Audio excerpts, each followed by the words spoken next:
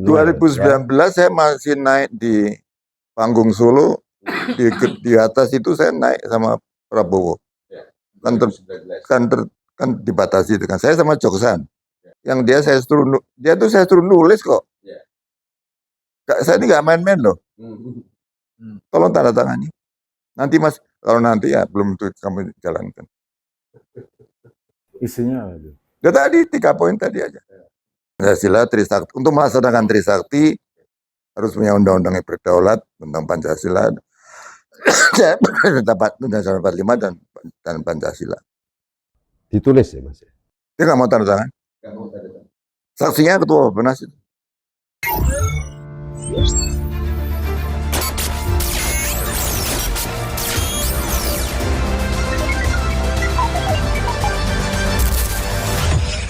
Tapi yang dari sisa 4 tahun ini, kita akan menemani Prabowo atau kita akan diam atau akan... Loh, saya tuh dukung Prabowo mulai 2014 saya dukung dia.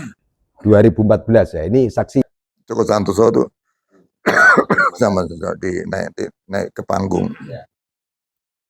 Ya, tapi setelah tahun 2002 yang terakhir ini saya udah nggak ikut lagi lah. Apalagi saya lihat udah nggak ikut lah saya pokoknya dengan teori apapun.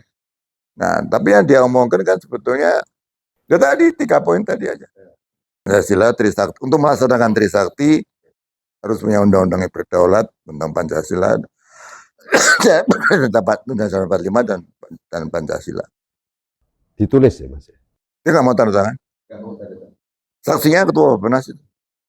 Ketua Bapenas. Ya, yang saya suruh bawa dokumennya Ketua Bapenas. Tapi ada bukunya Paradoks Indonesia itu Mas, agak lumayan ini sih. Dia omong juga sama, tapi kan bisa melaksanakan apa enggak kan belum tahu. Nah itu instrumennya kayak. Ya kayaknya saya sudah minta yang ngantar suratnya Ketua Bapenas tanda tangan.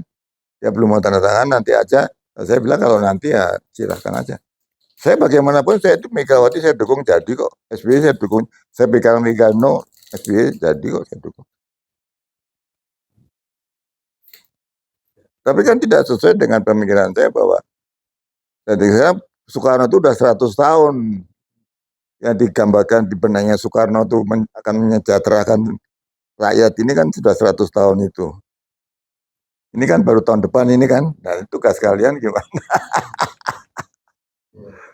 Baik, Mas Hawi ada masukan? Ya, ini kader menengah ini. Terima kasih Mas Gun. Pertama-tama saya ingin mengucapkan terima kasih ke Mas Suko, ini kebahagiaan tersendiri buat saya karena udah agak cukup lama saya tidak langsung kauruh kalau istilah Jawanya ke Mas Suko ini. Beliau ini bagi kami seniornya para senior, gurunya para guru.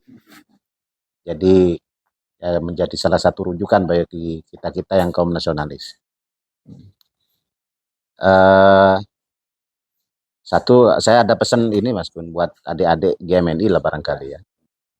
Saya itu praktis ngikuti perkembangan GMNI itu terakhir di Kongres Pangkal Pinang, saya presidium.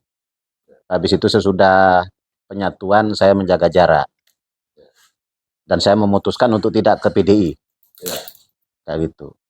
Nah, karena saya tidak ke PDI, maka saya menjadi makin punya alasan untuk tidak cawe-cawe urusan GMNI. Karena kalau saya cawe-cawe nanti makin rusak GMNI-nya.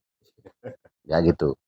Jadi jadi saya ini karena bagaimanapun. Tapi ke grup Golkar apa Gerindra?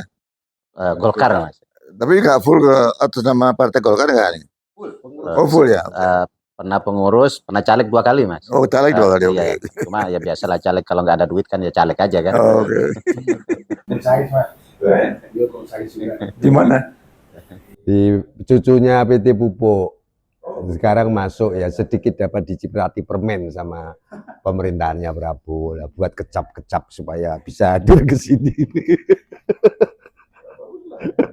Kalau soal itu nggak ada masalah, itu nggak ada masalah. Siap Mas. Ya mungkin ini Mas yang paling penting ya. Bung Karno ini kan membawa Indonesia ini ke pentas global sebenarnya. Tapi kan pada kenyataannya dia kropos di dalam kan, dikerjain di dalam. eh, Pak Prabowo sekarang ini kan sama, membawa Indonesia ini ke pentas global dan cukup ini. Terutama hal terakhir misalnya soal Palestina Israel ya, yang dapat appreciate dari pemimpin-pemimpin dunia. Tapi memang ada persoalan serius menurut saya, karena ini ibarat teratai itu mekar di musim kemarau, Mas. Oh, Iya kan? Bukan belum masanya. Beliau ini punya gagasan-gagasan sangat kerakyatan atau sosialistik lah menurut versi kita ya. ya, Kayaknya. tapi jangan lupa loh, kita kadang-kadang kaum marhen itu, maaf ya, orang PDPNI, PD itu takut untuk bicara soal sosialisme. Padahal Pancasila itu sila kelima itu sosialisme, Keadilan sosial. tafsirnya. Iya, iya. Tapi kita mengatakan bahwa kita menjurus negara sosialis itu nggak berani ngomong. Malu-malu. Padahal sosialis itu bukan komunis. Betul. Jadi kita filsafat lengkap di Pancasila kelima itu sosialisme. Ini diterapkan di buktinya apa? Tidak one man one vote, it depend on sila keempat. Karena kita berbagai suku, berbagai agama. Ya, kadang-kadang kita kaderisasi tidak Pancasila nggak selesai, Iya. nggak selesai. Nah sekarang bagaimana? Terus gimana? Iya, Mas. Karena banyak sebenarnya perangkat yang harus menjalankan apa yang dicita-citakan oleh presiden misalnya, kita idealismenya, tapi karena instrumennya tidak menopang ke situ. Contoh begini Mas, paling sederhana. Sekarang ini orang untuk yang, karena tadi dibahas soal pendidikan, untuk jadi dokter, untuk jadi profesor, itu ada kewajiban bikin jurnal, kelasnya Scopus. Itu menjadi syarat untuk kenaikan pangkat, kenaikan macam-macam. Tapi kemudian, ini kan banyak dari penelitian itu data-data. Data-data tentang kita. Kalau dulu kan mereka datang ke Indonesia untuk cari data pakai orang Indonesia. Bayar NGO lah, jadi sponsor ini, jadi sponsor itu. Tapi sekarang, nggak tahu gimana cara berpikirnya. Ini para ilmuwan kita, kalau mau jadi doktor, jadi profesor misalnya, harus nulis di jurnal internasional yang merupakan hasil penelitian. Dikirimlah ke sana. Dan ini tanpa filter negara, Mas. Sehingga kemudian, ini contoh sederhana saja. Ini kan kemudian membuat negara dalam keadaan telanjang di dunia sebenarnya. Nah, situasi-situasi semacam ini barangkali seperti yang disampaikan oleh Pak Prabowo sendiri bahwa kebocoran itu ya bukan hanya soal ekonomi, tapi data kita juga bocor kemana-mana gitu. Nah, apa namanya? Saya masih ingat Mas Gun, Mas Suko ini waktu 2014, 2019 waktu mau pemilu, begitu ditanya, Mas kita dukung presidennya siapa? Yang O-nya paling banyak, kan. Waktu itu Prabowo kan. Itu. Dan harusnya kan jadi. Iya, ya Mas. Itu harusnya jadi. Iya. Itu ada cerita sendiri. Jadi dan beliau, saya bilang jadi, dia nggak berani. Nggak berani tanda tangan. Bukan.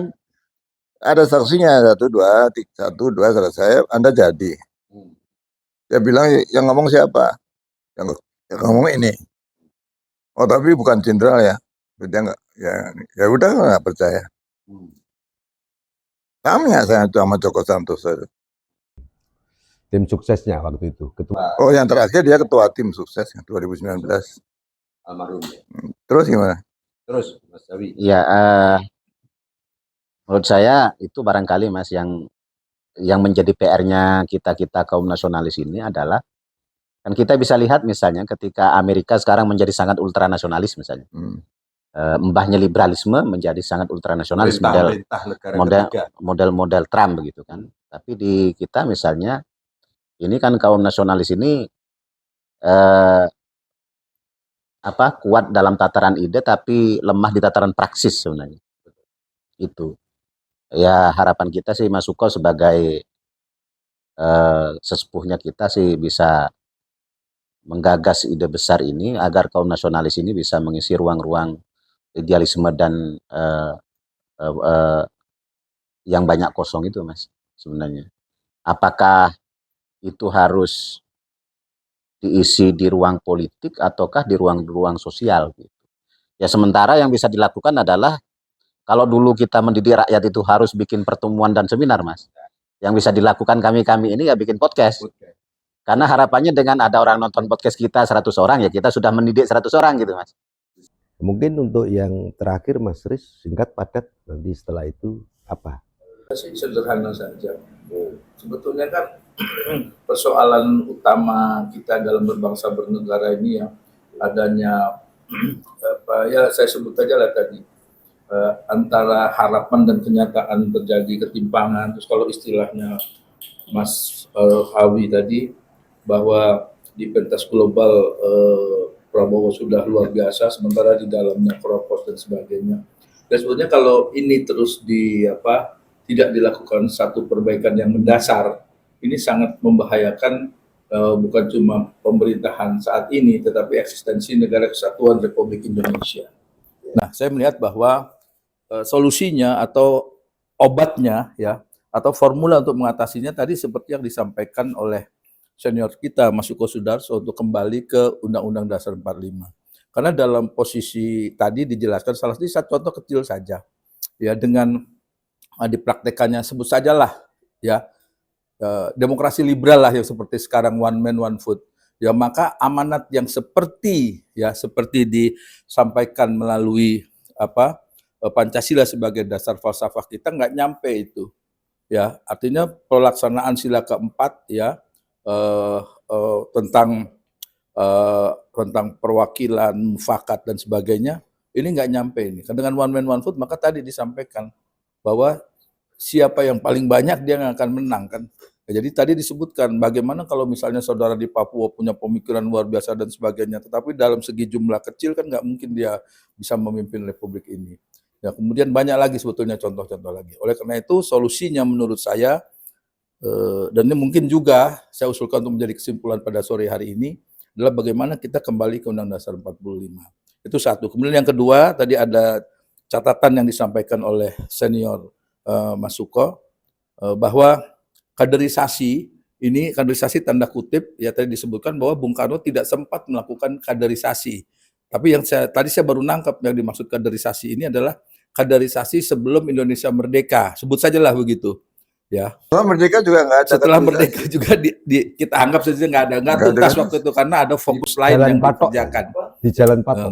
Bukan Bung Karno kan? Bukan Bung Karno. Nah, oleh karena itu kan orang-orang PSG PKI itu. Iya. Nah, selanjutnya sebetulnya persoalan kita kembalikan untuk kaderisasi ini lewat gerakan mahasiswa sebetulnya ya, lewat aktivis muda, lewat GMNI. Tapi yang menjadi persoalan sekarang ini kan GMNI ini sudah mulai terpecah belah. Ya kita akuilah, saya orang yang tidak pernah ngurusi GMNI kecuali memberikan sumbangan kalau ada PPAB.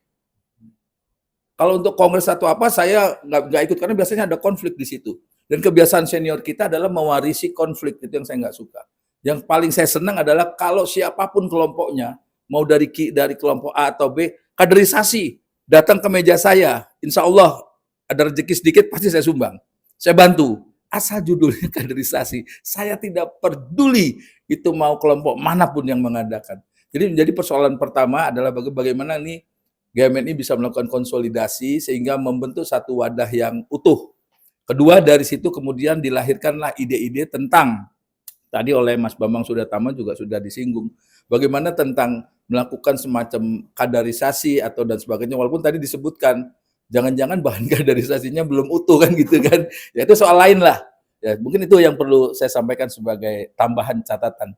Sekali lagi ini terima kasih dikasih waktu oleh senior Mas Suko Sudarso untuk bersilaturahmi seperti pada sore hari ini. Saya juga nggak tahu ini WhatsApp saya mau ketemu kayak ini saya kan nggak tahu ini mau ngomong apa, kita nggak tahu. Tapi saya memang mulai dulu ya teman junior semua ini ada masalah besar tentang bangsa ini yang sebetulnya Pak Prabowo ini sebetulnya saya sendiri sudah pernah minta dia yang tanda tangan.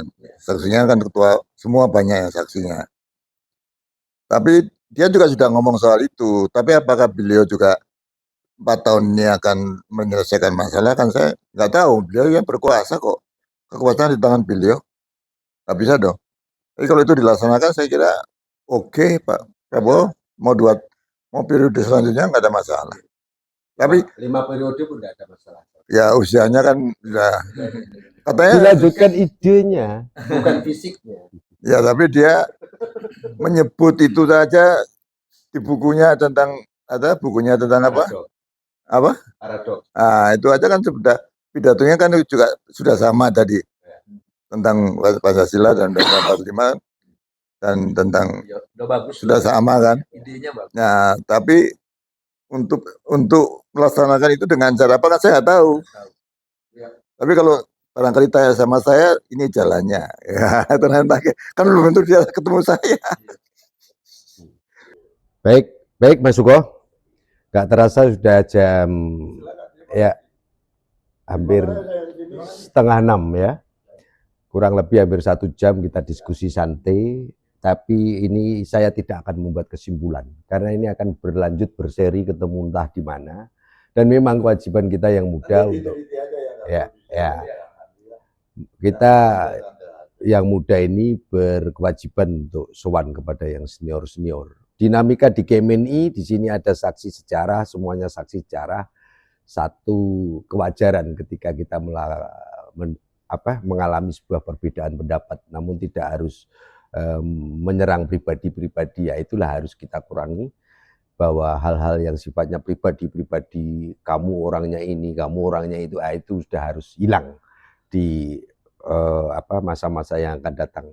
100 tahun tentang proses lahirnya Marinisme, ternyata selama ini kata senior kita, Mas Suko Sudarso, Soekarno belum pernah merumuskan tentang kaderisasi.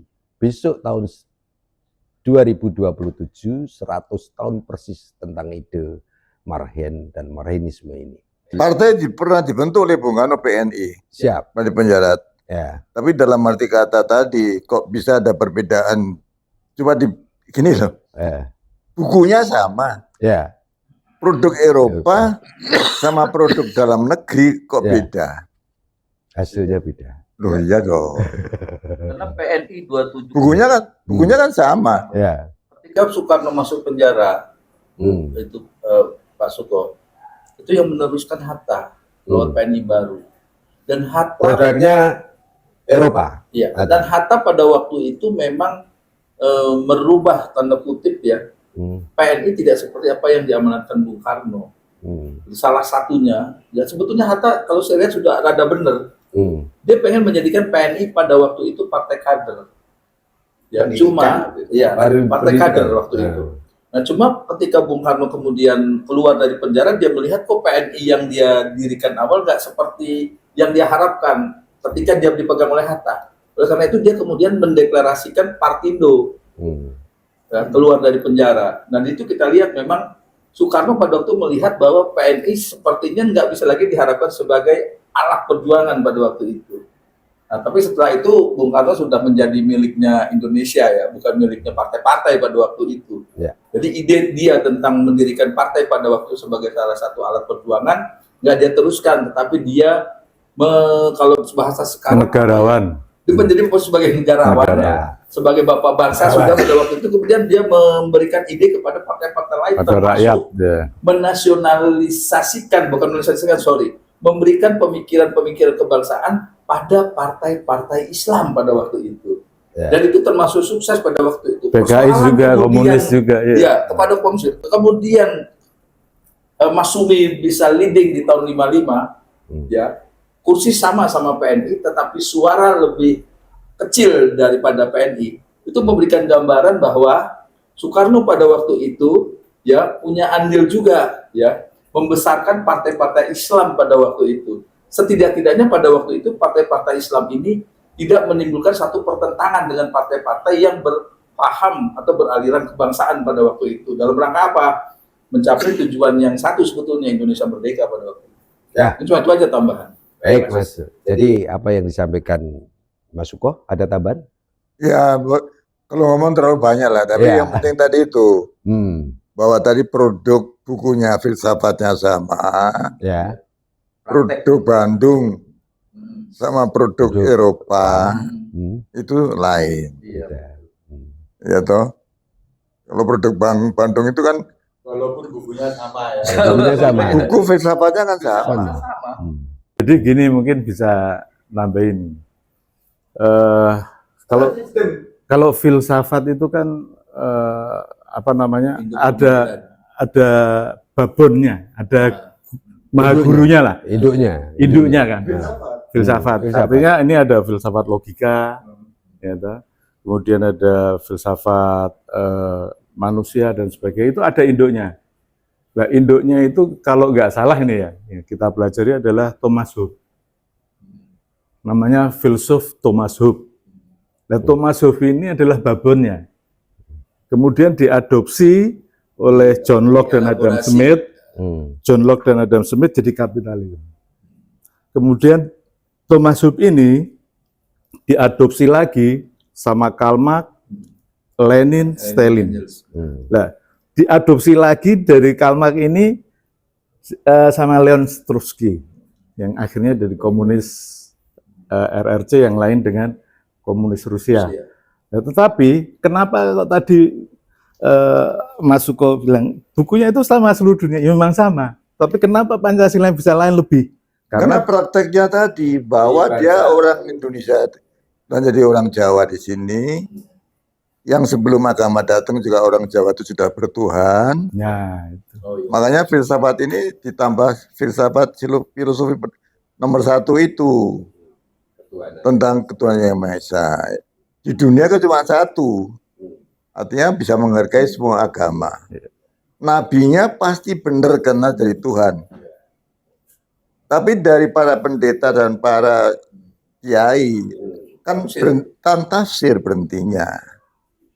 Tafsir kan tergantung otak Anda dong. Otak yang nafsirkan dong. Betul? Saya bicara dengan anak susu sama saya bicara sama orang lain beda. Nah, kalau udah tafsir, berarti kan harus mengikat dong. Kalau Anda Kristen ya Anda harus bisa mempersaksikan artinya Tuhan Yesus itu ada di diri Anda. Kalau Anda Islam ya harus Anda mengucapkan bahwa Nur Muhammad itu ada di diri Anda. Buktinya Anda bisa tahu apa? Orang Jawa sudah punya Ono Coroko. Ono Coroko itu berapa ribu tahun yang lalu. Itu sudah. Bukan di Hindu dong. Jawa dong. Ono Coroko itu. Ono Coroko itu ada ruh yang datang ke bumi. Dengan tadi yang di Islam juga ada tentang amarah mutmainah supaya al-amah tadi. Kita kan juga sama, nafsu-nafsu ini kan ada semua dari fisik. Sama, Ono Coroko, Doto Sawol sama. Betul. Sebelum agama datang, Ono Coroko itu predik agama, perketuhanan. Jadi cuma kita nggak diajarin, saya aja, tapi saya kebetulan SMP dapat Ono Coroko.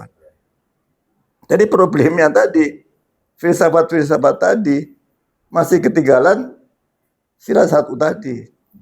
Itu sebetulnya sudah diucapkan di dalam 1 Juni bahwa filsafat Pancasila. Itu ya Soekarno. Itu lain dengan filsafat yang lain tadi yang disebutkan tadi. Di 1 Juni itu ada tuntutan hati nurani kemanusiaan. Hati nurani. Ya itu kan ilmu Jawa. Loh, hati bukan dari logika, bukan dari akal.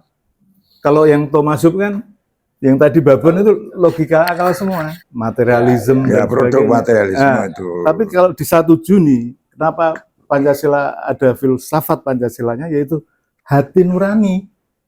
Ya, tapi masih hati nurani itu pasti manusia. Nah, tapi artinya apa? Di situ ada ilmu Jawanya, ada agamanya, ya tuh, nilai-nilai kemanusiaannya. Kalau yang itu cuman logika atau materialisme kan kapitalisme jadi kapitalis, yang punya kapital, yang punya modal, menganggap buruh bagian daripada mesinnya. Yang komunis, ya, politbiro, partai, rakyat, nggak ada harganya. Komunis. Ya betul, jadi penindasan di situ ada. Tapi kalau di Pancasila kan nggak ada tuh. Kenapa? Hati nurani. Tuntutan hati nurani kemanusiaan. Nah itu filsafat Pancasila. 1 Juni itu. Kalau makanya tadi materinya itu belum selesai nih. Karena nggak pada ngelihat 1 Juni, oh lahirnya Pancasila. Tapi tanpa teks Bung Karno itu, tanpa teks loh. Bacanya itu. Enggak, tanpa teks deh. Itu bisa runtun dan di situ ada filsafat Pancasila. Ya. Yang lain daripada Karena termasuk- Bung Karno itu semua buku Injil dibaca. Saya punya teman namanya John Lumingkewas ya. Waktu dia dipanggil, Bung Karno udah ditahan ya, masih di Bogor ya. Ya dipanggil, dia minta tolong si ajudannya itu siapa itu? Angil. Bukan yang tentara itu. Oh yang Pak Saslan. Oh bukan, Ya. ada yang Thailand. Ya, Sailan, ya. Itu Bung Karno menanyakan tentang Injil. Coba Injil halaman sekian, dia nyebut lah ada merpati Matius. begini lah. Jadi dia selain baca buku tentang bukunya, kan ribuan buku. Tapi semua agama dibaca dia. Jadi dasarnya dia Tuhan itu dia mungkin nggak menjalani karena dia kan kebetulan aja ikut-ikut Islam dia karena kebetulan di Muhammadiyah aja tuh dia kan di Palembang itu aja kan dia ikut-ikut Muhammadiyah kan di situ tadi itu. Kepada di penjara itu kan bacanya juga buku-buku Islam kan. Tapi semua buku agama dibaca. Jadi persoalannya itu sila tentang politik itu sila ketuhanan itu ada sila Pancasila itu adalah melebihi daripada tafsir politik yang ada di buku-buku filsafat tadi. Jadi sila keempat, tadi kalau liberalisme it depend on capital, di Marx ada it depend on capital. Tapi keadaan sosialisme ada di Marx, ada sosialisme. Tapi tentang ketuhanan tidak ada. Nah ini problemnya kalau Prabowo ada orang yang mendampingi, yang bisa seperti tadilah. Itu tadi mungkin bagaimana bisa loh, sebab dia sudah megang kekuasaan. Jokowi aja yang kayak begitu bisa pegang kekuasaan. Jadi kalau Prabowo intelektualnya cukup tinggi, cuma itu dia sudah urut-urutannya juga sama, tinggal 4 tahun, bagaimana? Nah, tinggal 4 tahun ini yang mendampingi siapa? Nah, kalau dia berpikir sendiri, moga-moga selesai. Baguslah, moga-moga. Tapi tadi, ini yang agak sulit dimengerti orang. Produk Eropa dan produk Sunda, Bandung itu lain. Baik, Mas Suko. Ya, kalau kita diskusi terus nggak akan ada Oke, selesainya. ya terima kasih saya Ya. Jadi saya tutup, teman-teman, mungkin akan dibuat seri-seri lagi, Junior, ya, Nanda atau Ramos apa? Ramos Hurta. Bisa dijadwalkan, kita akan siap hadir atau datang ke Cibubur, akan kita jadwalkan untuk diskusi semacam ini. Pemirsa, Moneypol News akan hadir dalam ide-ide baru dan segar ringan. Diskusi akan kita lanjutkan terus-menerus. Sore kali ini, salam biasanya kebangsaan yang kita kumandangkan. Hari ini kita kumandangkan Marhen menang. Bukan Jaya ya. Ya. Wabillahi taufiq wal hidayah. Wassalamualaikum warahmatullahi wabarakatuh.